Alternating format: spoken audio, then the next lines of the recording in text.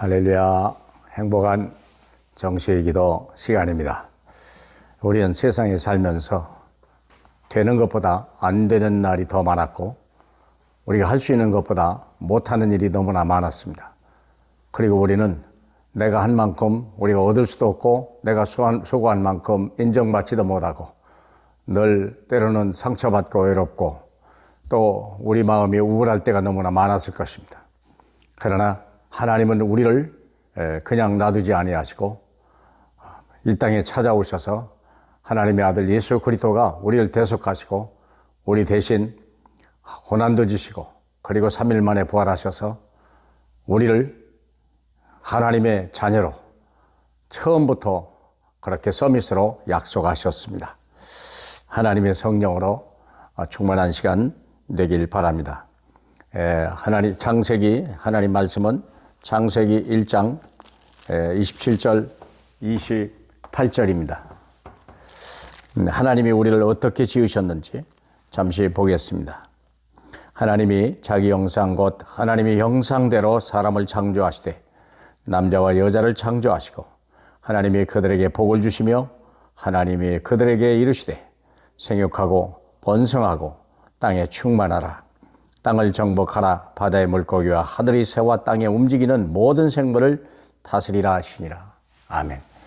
하나님이 에덴 동산에 아담과 하와를 만드시고 정복하고 다스리라. 처음부터 서밋이었습니다.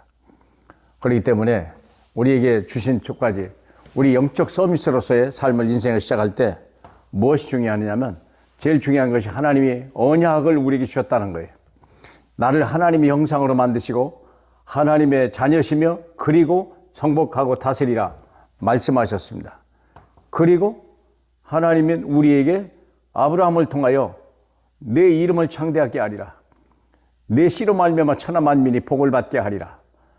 너를 저주하는 자는 저주를 할 것이고 너를 축복하는 자 내가 축복하리라. 하나님이 이런 언약을 우리에게 주셨어요. 그리고 마가복음 16장 만민에게 복음을 전하라. 사도행전 1장 8절에 땅끝까지 증인이 되리라. 주님이 말씀하시는데 한마디로 말하면 세계의 복음화예요. 우리가 한국에 태어나서 더더구나 조그만 나라 한국에 태어나고, 그렇지만 하나님은 복음을 가진 자를 세계를 복음으로 살리는 하나님의 사람으로 만들어 주시겠다고 약속하셨습니다. 그래서 우리가 성경에서 제일 중요한 단어가 제일 먼저는 언약입니다. 성경은 언약의 책입니다. 구약, 신약입니다. 그래서 성경은 약속, 다시 말하면 하나님이 우리에게 준 약속을 기록한 책입니다.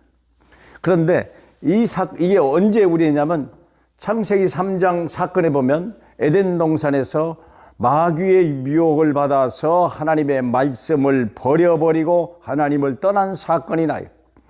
우리의 생명의 근원이신 우리의 축복인 그 주님을 떠나는 사건이 벌어졌는데, 그게 바로 에덴 동산 사건이요, 아담과 하와가 창세기 3장에서 벌어졌던 무서운 사건입니다. 그 사건으로 인하여 창세기 1장 27절 28절에 이 하나님의 언약이 파괴되어 버린 거예요. 다시 말하면 내 신분, 하나님의 자녀란 신분이 사라지고, 그리고 정복하고 다스리라는 게 아니라 오히려 세상의 종이 돼버리고 노예가 돼버리고 마귀의 심부름하는 그런 인생으로 변해버린 거죠.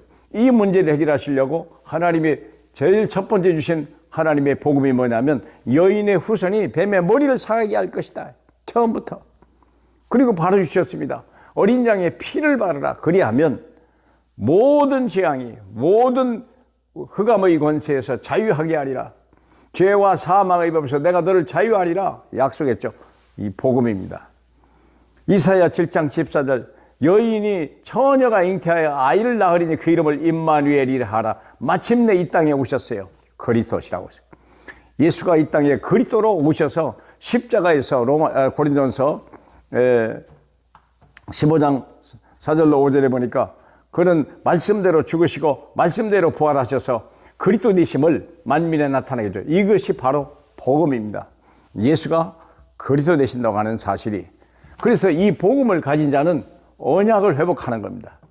그래서 우리가 하나님이 준 언약을 잃어버려서 우리는 노예가 될 수밖에 없었는데, 하나님이 이 문제를 해결하실 하나님의 아들 예수 그리스도 어린 양의 피, 그리고 처녀에서 날 잉태한 그리스도 그분이 이 땅에 오셔서 십자가에서 다 이뤘다고 약속하셨습니다. 얼마나 감사합니까? 요한복음 19장 30절에 다 끝냈다 그랬어요.